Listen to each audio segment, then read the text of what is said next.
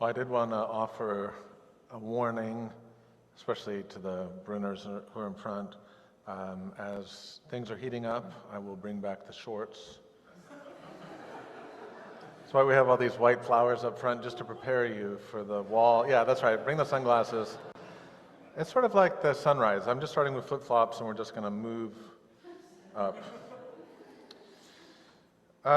We do have these flowers here for Marilyn's service yesterday, and as I mentioned, we'll have Paula's service next week, but you can take some of these. Also, if you had an Easter lily, you can take that home today as well. And really a summary from Marilyn's service yesterday, we read that verse from the Gospel of John about, "For God so loved the world," which is, of course, like a key Christian verse, but it's so key we sometimes forget, like what would happen if you actually believed that God loved the world and God's love was foundational for how things work. And that's how Marilyn lived. Marilyn was someone that lived out that gift of love. And so, the people that we meet are people who can inspire us in our walk of faith. Now, when I was a boy, we had this little Norwegian man at my church whose name was Pete Peterson. And he was probably the kindest.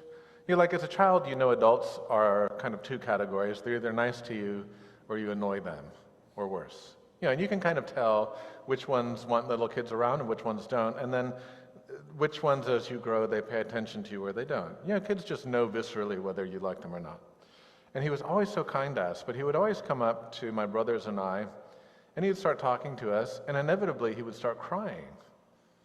But it wasn't like weird crying. You were just like, oh, this guy cries a lot, But he was always so nice to us that we were always happy to see him.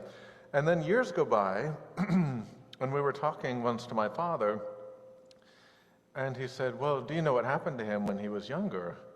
And we said, no. He said, well, he was an officer in the Marine Corps, and he was working in Washington, D.C., and he was married and had 2 children, but his wife suffered from mental illness, and one day she took the kids, put them in the car, and drove into a tree, and killed herself and the 2 children. And so the tears that he was crying were always sort of these tears that were from a wound in his heart. And it wasn't like, he wasn't sad, I don't want to say that, but he just had a very soft heart. He'd gone through something. And it was like, oh, now we understand him better, because we understand kind of his wounds, where his woundedness comes from. And oftentimes this is the case for human beings, that we understand them by their wounds. You go, oh no, I can make sense of this person by how they're wounded, or oh, this thing happened to them, or oh, that's why they don't like this, or they don't like that. The reason we bring that up is, of course, the woundedness of Jesus is a key component on this Sunday after Easter. And of course, for the people in the gospel, it's still day 1 of Easter. So for us, we've had a week. You may have a little bit of candy left, you have some flowers or whatever, maybe ham, you're tired of having ham as leftovers. But for the disciples, it's still the same day as Easter morning, but now it's Easter evening, and they're locked up in the upper room. And if you remember, the upper room is very important because it's where they had the Last Supper, it's where they gathered on Easter morning, it's where they're locked on Easter evening, it's where the Holy Spirit will come on Pentecost. It is a familiar space that they retreat to because the world appears to be unchanged. They go, yeah, like we're still followers of the guy that just got murdered, and they didn't really like him, and they won't like us. So let's just keep a low profile until the heat passes. And you can consider the upper room like a safe house. So it's sort of like a safe house for the disciples. And Jesus appears, and they don't recognize him. He comes with this message of peace. And it says, and then they saw his wounds, and they recognized him. So the holes in his hands, the hole in his side. I guess he never had to go lower than his side. He didn't have to go, and check out my feet too. He just said the hands and the side were enough, because people will recognize him by his familiar wounds. And oftentimes, this is the badge of recognition. They don't recognize the risen Christ. There's something about the Easter face that's unfamiliar to people sensitized to a world of woundedness. And Jesus' wounds aren't closed, but they're also not hurting. So it's like he's in this different place where he's healed, but the wounds are still visible, open, accessible, but they mean something different. And part of what Easter continues to mean for we who are gathered in the church is that you, like Jesus, will bring your woundedness, or you, like Pete Peterson, will have the wounds you carry, the disappointments, the sadness, the violence of life, things you've done, things that have happened to you. And bringing them before the risen Christ, they'll take on a new meaning. Jesus never stops being wounded. It's not like he goes, and look, everybody, the wounds are gone. Look. It's like he's like looking through his hands. See, you can see me still. The wounds are still open, but now they mean something different. And if you've been to our spiritual exercise class, you will know that that's a lot of the prayer work. It's like 100 days of prayer. It's a lot of praying, but you're putting yourself into the presence of God through the Holy Spirit. And you acknowledge that there are some things that we carry that actually are so visceral and immediate to us because they haven't been healed, that they dictate our behavior. And once we experience healing, it doesn't change that it happened to you, it changes whether it informs your behavior. So it goes back into your biography, it's still part of your story. The wounds are part of Jesus' story, but the message isn't, hey, who did this? One of you did this. The message is peace. So taking the experience of woundedness, having it come to the risen Christ, and having the message and the gift be peace. Because you notice that's what Jesus says. Before he even reveals his wounds, he comes and he says, peace be with you. And every time he appears in the midst of their fear, he says the same thing, peace be with you. And then the wounds become the verification that he is the peace bringer. Now, Thomas, as we know, was not there. Thomas, the twin. The funny thing about Thomas having a twin brother is you would think after he has this encounter with the risen Jesus, it'd be funny if someone ran into him and they're like, dude, I can't believe you put your hands in the side of Christ. And he goes, that wasn't me. I never did that. And they go, come on, man, I saw you put your hands in. That's so crazy. What did it feel like to reach inside the risen body of Jesus? And he goes, I don't know what you're talking about. And then they go, oh, wait, you're the twin. Because he doesn't appear. It appears he's not one of the disciples. So maybe he doesn't like that his brother's gone on this religious journey with this itinerant preacher. But Thomas's nickname is the twin, because apparently he has a twin, or maybe he looks like someone and they just call him the twin. But Thomas doesn't just want to know about the wounds, he wants to see them by touching. So for all of you hands-on learners, he wants to see and learn through contact. He puts his hands in the wound, and then he puts his hand into the side. They didn't pierce Jesus with a syringe. They really gashed his side open with a spear. And so we can imagine that Thomas is able to reach in and maybe even touch the heart of Christ. And by touching the heart of the risen Jesus, he himself, his wounds take on a new character and a new meaning. And now he has this confession, my Lord and my God. So this is the idea that we meet the risen Christ. He reveals his wounds to us. We reveal our wounds to him. And the gift is peace. And this is the whole point. The gift is peace. If you think about it, what Jesus is doing is Jesus is engaging in a kind of spiritual first aid, if you want to put it that way, but it's even more than that because it's really a care plan. And Jesus is going to take their woundedness and their brokenness and then send them on a mission. And this is going to be, I'll give you an indication of what this looks like, but we got called by the city this week, and there was a woman who was in a domestic violence situation.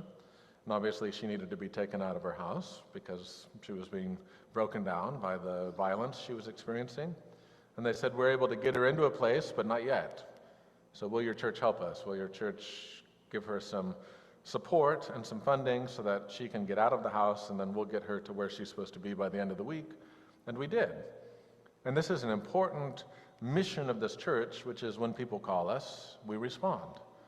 And you really have to think of our spiritual response very similar to a paramedic service where the response is immediate, or the need is immediate. It's not like, well, let us think about it for 3 to 6 days and then we'll get back to you. It's like, we need this now. So when Jesus is coming into the midst of the disciples, he doesn't say, I'm giving you this gift, but it's really a deferred gift. So maybe wait 4 to 6 weeks for it to arrive in the mail, and then make sure it's not broken, and then you can enjoy it.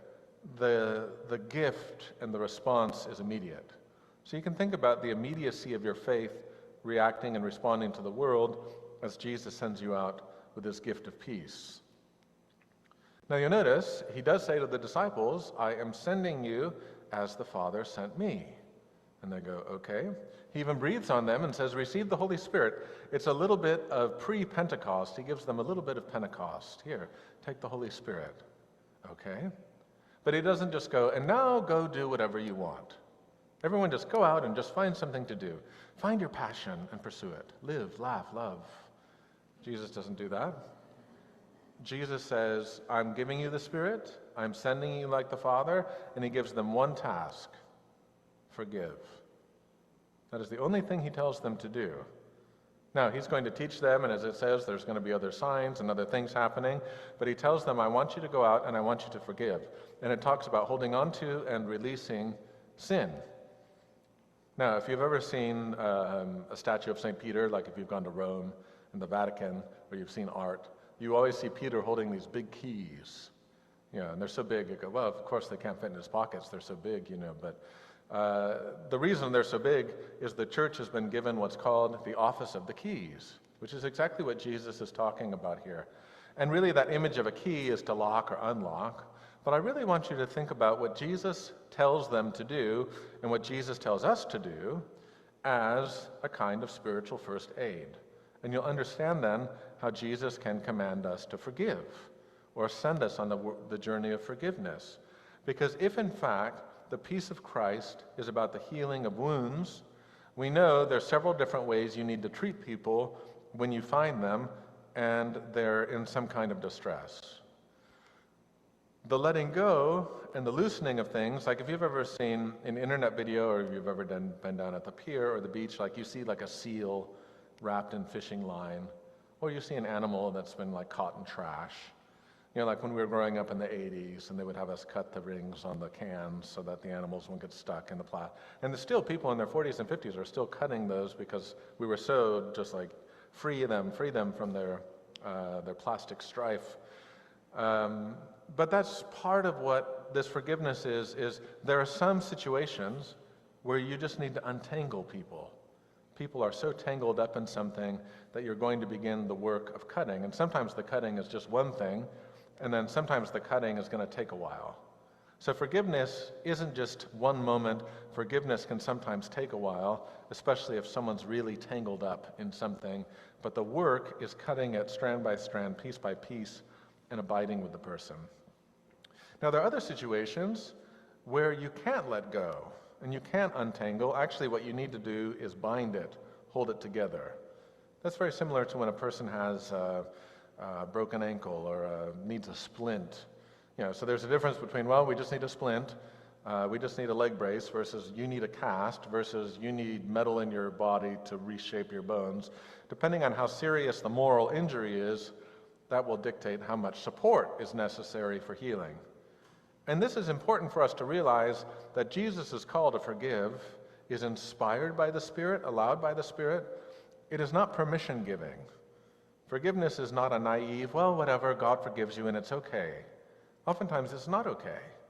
What we're saying, though, is God is calling us to wholeness, and part of the work of wholeness will be either binding someone, holding it together because we can't have fullness yet until there's some healing, or untangling people who need to be set free. Now, here's the interesting thing.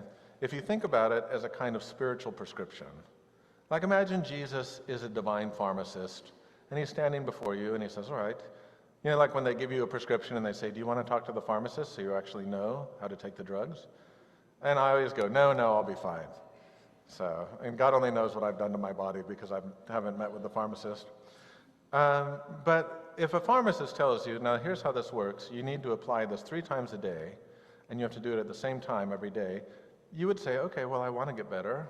Sometimes they even give you, I don't know, it'd be interesting to do a survey and go, all right, who here is taking 1 pill 1 time a day, twice a day, 3 times? Some people are taking insulin, sometimes it's morning and night. Some people are taking stuff 4 and 5 times a day. But if the pharmacist tells you do this, you do it. Now, if you remember when Jesus is talking to the disciples, he even told them once, he goes, now you think you're going to need to forgive once. That's not what we're dealing with here. You might need to forgive 7 times 7 times 7. You might need to forgive 500 times before this is healed. Now, oftentimes we in the church go, well, that seems like a lot of work. Do we really have to forgive that much? You never say that to the pharmacist. They go, well, you're going to have to take all these pills. You never go, oh, that seems like a lot of work. You go, okay, I'll do it. And you set timers and you have little reminders and going, all right, take your medicine, take your pills. This is what Jesus is saying with forgiveness. The work of forgiveness and the injury is sometimes so severe, it's going to take a while. Sometimes it's just cutting the strand, binding something quickly and going, oh, you just have a sprain, get out there and you'll have a little limp. Sometimes it's saying it's going to take a long time for this to heal. And part of the work of forgiveness is the work of necessary restoration, even the necessary work of making things right and just, so that we can say, all right, now we're living in the peace that Christ has offered. Now, Jesus doesn't say, peace, peace, once you get it all together and stop being afraid. Jesus offers them the gift of peace in the midst of their fear because he's giving them the medicine in that time. He's giving them the gift in that time. So when Christ is calling us to be sent in the Spirit with the gift of peace to pursue this binding and loosing of forgiveness, then the gift will be experienced all along the way. The healing will be experienced along the way. But this is the primary task of people who are engaged in Easter. So that's what I wanted to share with you today. The primary task for you who are engaged in Easter is, where will God, by the power of the Holy Spirit, call you to apply the medicine of forgiveness? And again, it's binding and loosing, it's untangling and it's holding together. It's Lazarus coming out of the tomb and saying, you don't need those grave clothes anymore. It's the man who's the Good Samaritan saying, we better get him a room for a couple of days so he can start to feel better. Wrap his wounds, cover them in wine and medicine and the like.